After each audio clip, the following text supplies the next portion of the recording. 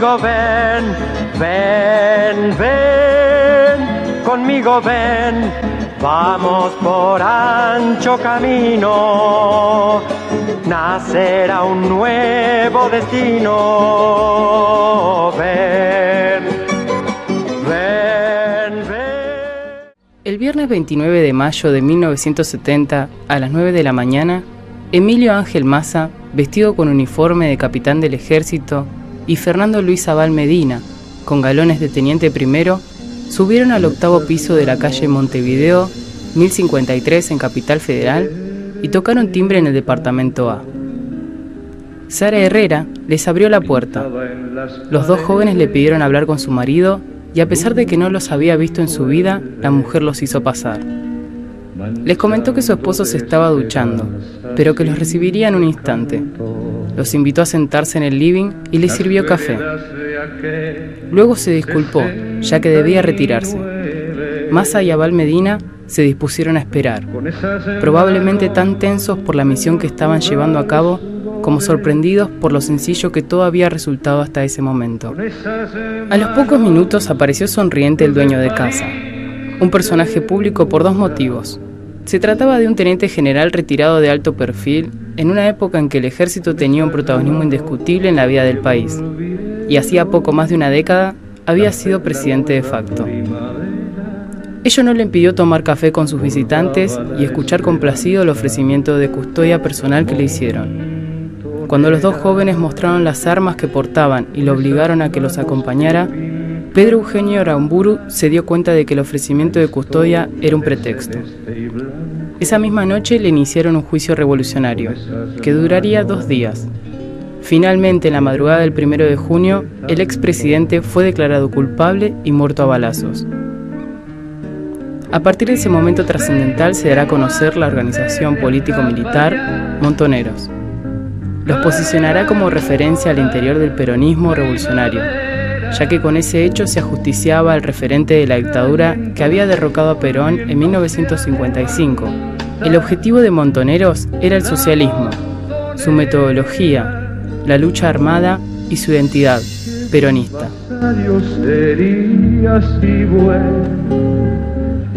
Señor, tuviera, y como que usted que no ande de acá para allá, cargando la primavera, cayéndose y volviéndose a levantar la montonera. Qué buen vasallo serías. Moreno es uno de los 135 partidos de la provincia argentina de Buenos Aires, en el centro-oeste de la provincia. Forma parte del aglomerado urbano conocido como Gran Buenos Aires, ubicándose en la zona oeste del mismo. Por los fines de la década del 60 y principios del 70, la localidad de Moreno había mutado en poco tiempo de ser un pequeño y apacible pueblo que en 1946 tenía 15.000 habitantes hasta convertirse en una populosa localidad que albergaba algo más de 114.000 personas. Ese crecimiento demográfico cambió al partido con la incorporación de numerosas barriadas obreras. El paisaje original de las casas quintas de fin de semana en localidades del partido como La Reja, Francisco Álvarez y Paso del Rey, que a fines de los años 40 habían engendrado la denominación de Jardín del Oeste, se había transformado. Empiezan algunos de los militantes de este grupo original de Buenos Aires con la gente de la Sabino y alguna incorporación a tomar trenes y colectivos y a venir al conurbano bonaerense. Así es como recalan en Moreno. Y en esas recorridas en su colectivo, en el colectivo ve pintadas reivindicatorias a Montoneros. Y es a partir de seguir las pintadas reivindicatorias que terminan cayendo en la OT, ¿no? Al corazón de la tierra germinaremos con ella.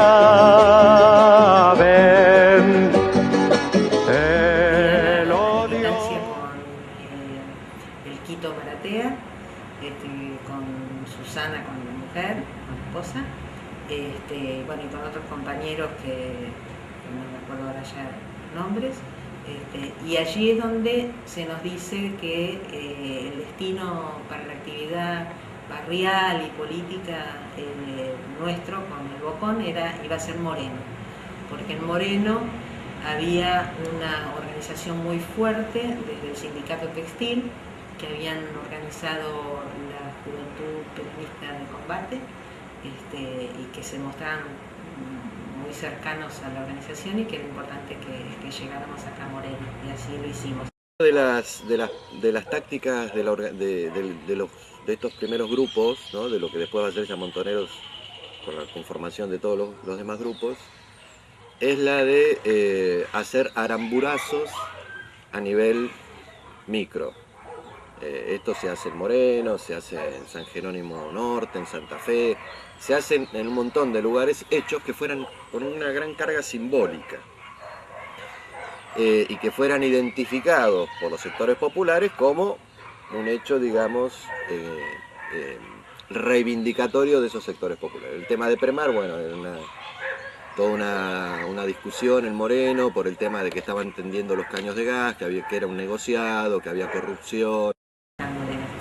Y entonces yo propongo que hagamos un hecho, un caño a Premar, para que sea la carta de presentación nuestra en Moreno, y así lo hacemos. El gordo está en el acto y un compañero le dice: tome una lesión, compañero, ahí en la esquina de Uruguay y Alcorta, sí. Frente a la vía. Le da la adhesión, tome, compañero, una adhesión. Entonces el gordo se creyó que era una agrupación cualquiera. Y dice: bueno, y acá también se adhiere, por Perón, por Evita, qué sé yo, viste, Montonero, dice el gordo, viste, ¿entendés? Porque se extrañó una vez que lo leyó, lo miró de nuevo, Montonero. Entonces, viste, el gordo miró, seguimos el acto, terminó el acto, nos reunimos. Nos fuimos a reunir al sindicato. Claro. Sí, nos fuimos a reunir al sindicato y el gordo como emocionado con el tema. Y nosotros, imagínate, 17, 16 años, y hablarnos de Montonero en ese momento, viste, era lo que era algo para nosotros muy bueno para poder tomar contacto con ellos, viste, y todo lo demás. Bueno, y ahí empieza el tema de cómo nosotros vamos tomando parte con Montonero. El odio quedó atrás, no vuelvas nunca. Sí, es como si a cualquiera de ustedes ahora, pasando tantos años, tienen una reunión con el representante del Che Guevara, qué sé yo, ¿entendés? Dentro de una cosa más. Dice: mira, venimos de parte del Che Guevara, cuando nos podemos ver, que esto, que lo otro, que sé yo. Es una sensación buena. Para esa época, para esa edad.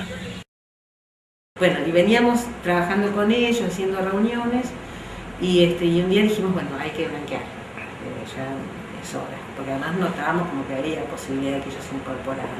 Entonces hacemos una reunión en la casa y le decimos: bueno, en realidad nosotros venimos a decirles que nosotros somos montoneros. Lo digo y me agarra la piel de gallina, porque fueron abrazos y ofrecernos todo. El gordo y la flaca nos dicen: la casa es de ustedes, el sindicato es de ustedes nos van a decir lo que hay que hacer, hagan lo que quieran, o sea, una disposición absoluta.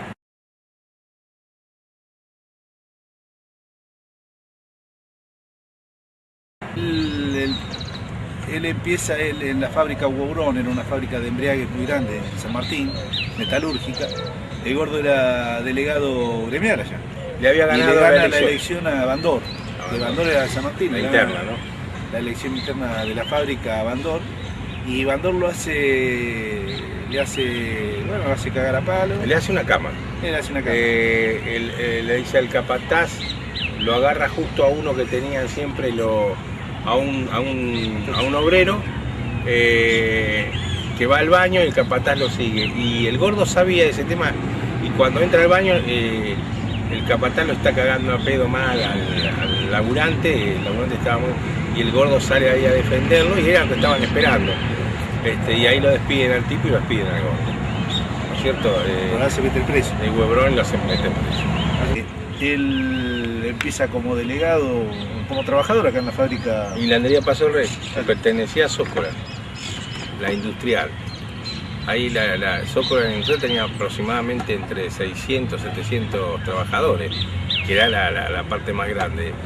Y tenía tintorería y tejeduría. Y en la expansión de la fábrica hacen la hilandería, donde refinaban la lana, ¿no? A partir de ahí en la hilandería Paso del Rey, que está en las vías, ahí pasando las vías de la calle Corriente, del otro lado, el Paso del Rey, ahí entra a trabajar el Gordo. Y con el tiempo va viendo cómo se trabaja acá y en la forma también de no respetarse las horas extra, no estar en blanco muchos trabajadores y todo lo demás. Y le vuelve a salir el bichito de luchador social. Nosotros fuimos los encargados de sumar compañeros acá por el Gordo Gómez, porque el sindicato textil era un llamador a la militancia política, ¿no? El Gordo desde su sindicato era un convocante permanente a hacer discusiones, a ver qué acto se podía hacer acá en Moreno para mejorar la situación de los barrios, qué reclamos había que canalizar. O sea, era un hombre que, si bien su actividad era más de carácter sindical, sin embargo fue un rol político muy importante. Cuento también la anécdota que eran compañeros de barrio donde la sabiduría venía de la experiencia de vida. Más de uno rozando lo marginal, ¿no? Lo marginal quiere decir robo, pero digamos eran pibes, ¿viste? Pibes muy jóvenes que estaban viviendo la miseria total y la salida había sido el robo, ¿viste? Y entonces yo venía a dar a enseñarles a hacer al uso de un arma, lo que fuera, y me daban cátedra porque los pibes la usaban todos los días. Entonces yo quedaba pagando ahí porque decían, dámela a mí, que yo y te la desarmaban en 2 minutos, ¿viste? Un día salimos en la primera pintada y pintamos en la estación de Paso Rey, pintamos Perón, gigante de América. Y nos vamos. Y no sé si Lolo, Cacho, alguno le dice, ese pelotudo, dice, filmar. Y va y le pone abajo, Cacho Cañones. En vez de poner Juventud Peronista, le pone Cacho Cañones. Ponen una placa en conmemoración a Eva Perón, y cuando se van después del acto y viene la policía, el cemento estaba fresco, se llevan la placa y se la llevan a la comisaría. El Gordo dice, vamos toda la comisaría, entonces, no sé, el grupo ese, nos vamos marchando, claro, gritando, consigna, cantando, ¿viste? Y la que cantamos, a alguien se le ocurre, queremos la plaqueta si no habrá rosqueta. La primera consigna combativa que queremos la plaqueta si no habrá rosqueta. Y nos paramos enfrente de la comisaría, ¿viste? A gritar. Entonces alguien dice, che, necesitamos un abogado. Y el negro de Leroni, que era un vago terrible. Entra el negro con el Gordo. No, pero el negro estaba así nomás, ¿te acordás? Hablar con el comisario. Y le pide a alguien una corbata. Sí. Una corbata, ¿viste? Se pone una corbata, creo que, y un saco grande que alguien le presta, ¿viste? Y entra el negro de Leroni y el Gordo entran a la comisaría. Y recuperan. Y recuperan la placa.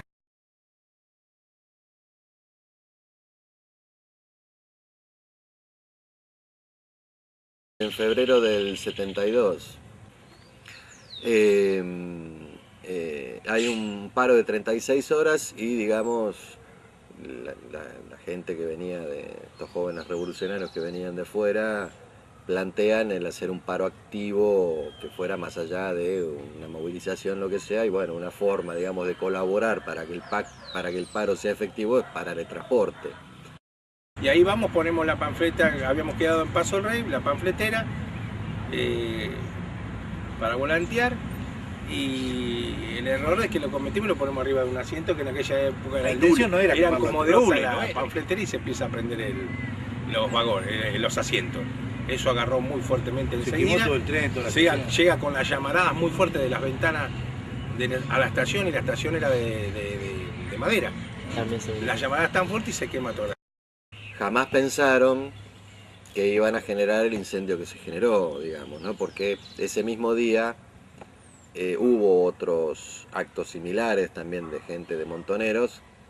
La mayoría fueron quemar la garita del guardabarrera, ¿no? Acá, digamos que se le fue un poco la mano y no solamente el vagón agarró fuego en forma, se quemó todo un vagón, sino que también agarró fuego la estación. Claro. Entonces a mí me contaban que ellos estaban en Paso del Rey y desde Paso del Rey se veía la llamarada, ¿no? Cruzando desde la vía de Paso del Rey se veía el incendio en la estación de Moreno, ¿no?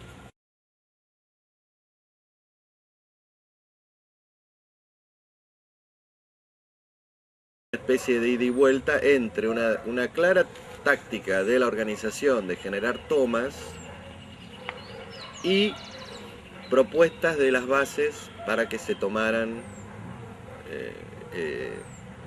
sobre todo organismos estatales, ¿no? Claramente era una táctica de la organización, las tomas ya están en el primer documento estratégico de Montoneros, ya se habla de que es una de las formas de lucha dentro de los frentes, del frente obrero, digamos, del frente de los trabajadores, digamos, ¿no? Cuando todavía no estaba la JTP. La del frigorífico en particular, finalmente había dos en la discusión de, una vez que se decide tomarlo, porque las condiciones, la patronal no estaba, digamos, cumpliendo con las condiciones de trabajo, sobre todo con el trabajo femenino, con los turnos nocturnos, con la ropa. Bueno, había varias cuestiones de higiene hacia los trabajadores. Entonces, bueno, gente del frigorífico plantea la toma, ¿no? Esto evidentemente camina dentro de la concepción táctica de la organización. Se decía hacer la toma y hay una discusión. Cuadros militares de la organización querían tomarla estilo combate, digamos, con fusiles y qué sé yo. Y el Gordo y el sector, digamos, de Moreno querían hacer más una toma estilo gremial, ¿no? Y fue una especie de cosa ahí a media agua, donde, bueno, uno de los cuadros militares, el Tata, es el que patea la puerta y pone el pie, o pone el pie, no me acuerdo ahora bien el relato. Bueno, finalmente ingresan al frigorífico y tienen el frigorífico tomado durante varios días, hasta que se firma un convenio. Entra también la Secretaría de Trabajo en la provincia, estaba en manos de gente del sindicalismo tradicional, con lo cual hubo, no se llegó al enfrentamiento armado, pero se estuvo cerca, ¿no? Después se terminó negociando, se abandonó el frigorífico, pero se firmó un acta en la que se lograban, pero bueno, las anécdotas son de que en esa época todo Moreno comió asado en el Minguillón, ¿no?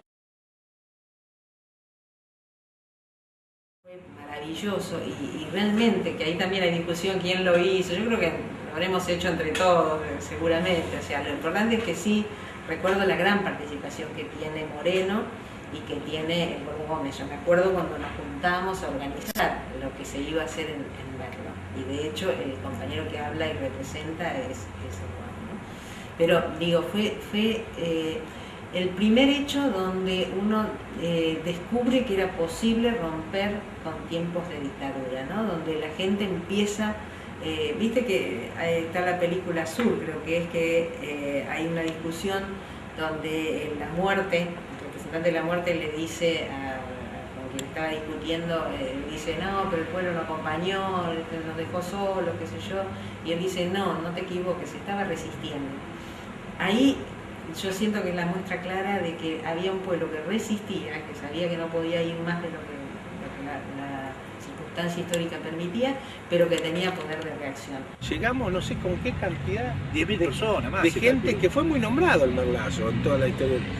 Fue increíble, no se podía. Cómo enganchamos desde el fondo de Matera y la gente, más allá de los activistas que había, la gente.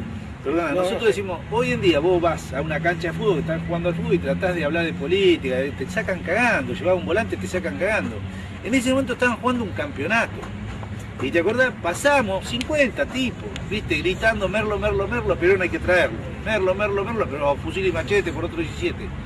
Pasamos toda la cancha, todos los espectadores, los jugadores, todos, se vinieron todos, se acoplaron todos. Terminó encabezando la marcha no está claro ni el tamaño del caballo, ni si era una mujer, una nena o un hombre, todos coinciden en que había alguien, un jinete o jineta adelante con la bandera, ¿no? Pero hay diferencias en el tamaño del caballo y el sexo del jinete.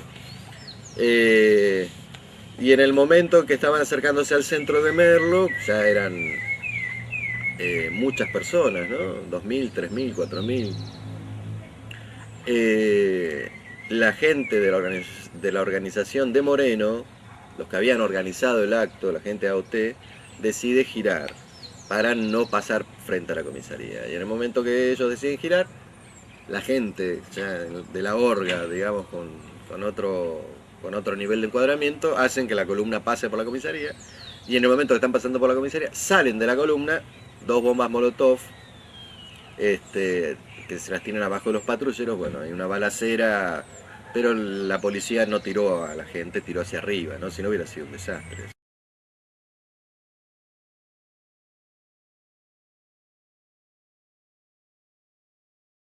Bueno, la toma del hospital también localmente, a mí se me dice que esa toma fue decidida localmente, que había una cuestión de gente que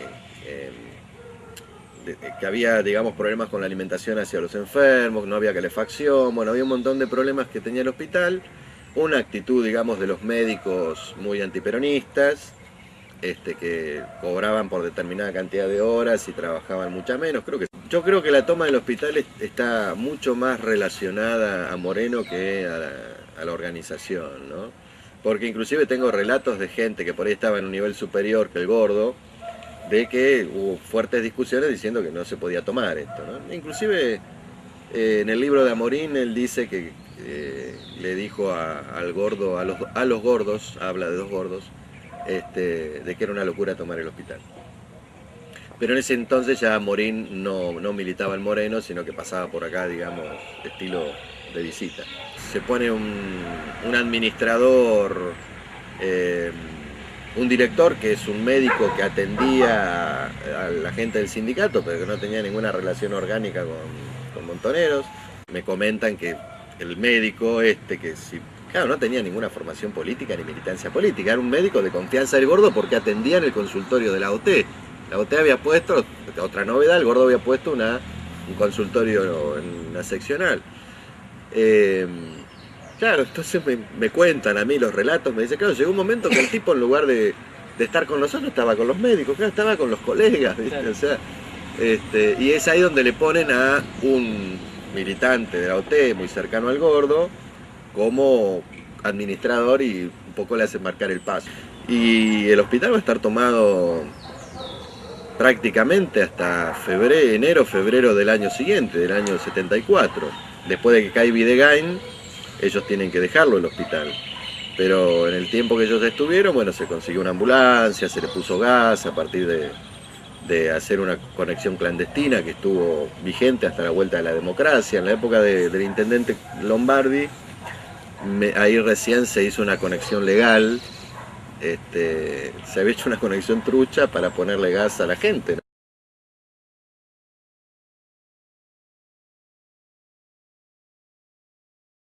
El 25 es una fiesta, venían los tanques y nuestros compañeros todos se subían a los tanques y pintaban los tanques BP Montonero, ¿viste? A un soldado acá atrás se le pone la BP en el casco. Y después de eso, a media tarde, nos vamos todos a Devoto, encabezando con un cartel nuestro de Moreno. Fue una locura, fue una locura, porque después llegamos a medianoche. Y fue a llegar muchachos y abrieron las cárceles. Había compañeros nuestros que se subían al paredón, decíamos, no boludo, acá que te la tiro, porque digamos, iba a haber una orden, o iba a haber una ley, algo que firmaba Cámpora, pero no había salido. Y los compañeros nuestros ya se creían que estaba para copar de voto, ¿viste? Para ese 25 de mayo nosotros habíamos tenido una discusión unos días antes de qué cartel pintábamos, de qué poníamos. Y a un compañero se le ocurre no pongamos ninguna consigna. ¿Y qué hacer? Pongamos nada más Montoneros. Nada más. Hacemos un cartel de 50 metros. Sí, lo hicimos en una fábrica textil que ya no trabajaban más. Nos presta el lugar el dueño. Conseguimos la tela y hicimos, sí, eran 2 cuadras, es más. Muchachos, a ver, de ahí pueden calcular ustedes también. Es el que aparece en los actos, que aparece. Cuando él asume, el único que dice Montonero, que lo tuvimos que cuidar a las piñas, de las trompadas, de los cadenazos, con el comando de organización y la parte de la juventud sindical en aquel momento y todo lo demás. Y bueno, Moreno es el primero que, hasta donde yo he logrado investigar y inclusive refrendado por algunos, los pocos que sobreviven de los cuadros superiores o de la conducción, Moreno fue el primer lugar donde se logra hacer pie y no es reclutar individuos, sino que se hace pie y se logra formar frentes de masas. Es donde y la otra característica es que la gente de Moreno, algunos que se encuadran, otros que no, pero que militan en los frentes de masas que se referencian en Montoneros, son peronistas, sindicalistas, y gente de los barrios, ¿no? Era algo absolutamente novedoso para los cuadros originales de Montoneros, que ninguno venía de ese origen. Ni origen social, ni origen político, ni ideológico, ¿no? No nos interesa ningún título ni nada, sino haber sido militante, no peronista, y haber sido de una parte de la historia y en hechos importantes. Ese cartel, mientras se siguen dando en la Plaza de Mayo, pasando las películas de Cámpora cuando asumía, ese cartel lo pusimos nosotros, la gente de Moreno. Como fue también cuando Ezeiza, cuando viene el general. La columna oeste la conducía Moreno. Acá hubo mucho arraigo territorial y esto marcó mucho. Y además, a ver, muy humildemente, mucho respeto de quienes veníamos representando la organización a esa realidad territorial. Entonces, nosotros llevábamos la voz de los compañeros y no siempre pasaba así. Había algunos que sí y otros que tenían su propia voz y lo que ellos creían que debía hacerse. Entonces había mucha discusión, como la que relaté, respecto de quién era cuadro o quién no era, ¿no? Digamos, a mí me parece que en momentos hubo como disputa o como tensión entre social, porque aunque no se nota, pero era así, o sea, las clases medias y las clases trabajadoras, dentro de la organización también se dio, yo creo, esa disputa, ¿no? Porque casualmente quienes venían en general a ejercer la conducción, y se notaba cuando no era así, eran las clases medias, ¿no? Los paracaidistas. Esa disputa había, la disputa de lo teórico y de lo práctico, de la gente con experiencia de vida y con más necesidad de hacer, y la que más teorizaba y entonces se equivocaba y no veía las necesidades de las etapas. Viste que yo te decía hoy que se lo puede juzgar como una realidad anárquica dentro de la organización, y yo creo que en algún punto fue así, porque había una organización muy fuerte acá. Entonces la organización la copta, la subsume, la integra, pero era muy fuerte. Entonces los compañeros no adoptaban todos iguana, ¿viste? Sino que lo discutían todo. Entonces siempre había problemas con Moreno.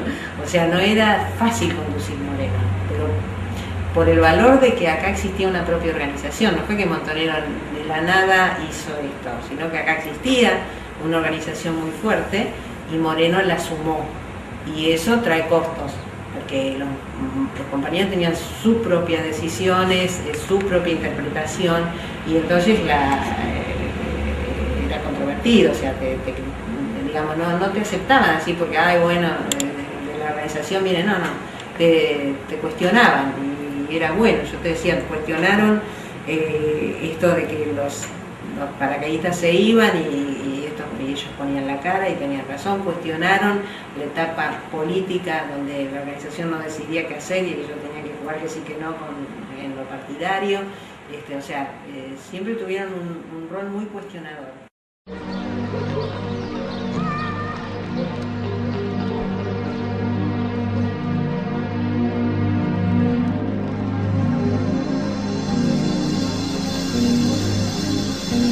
Con esas manos de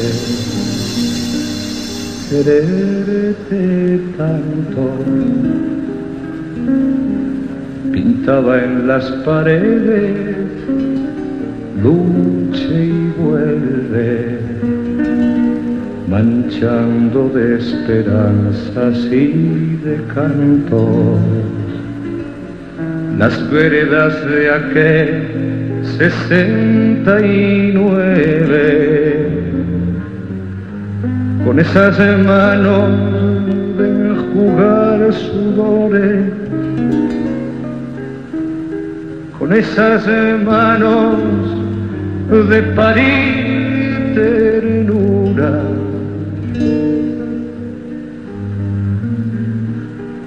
con esas manos que volvieron la fe en la nueva primavera, bordaba la esperanza montonera, con esas manos que pintaban la historia de celeste y blanco, con esas manos de quererte tanto. ¿Cómo quiere usted que no ande de acá para allá?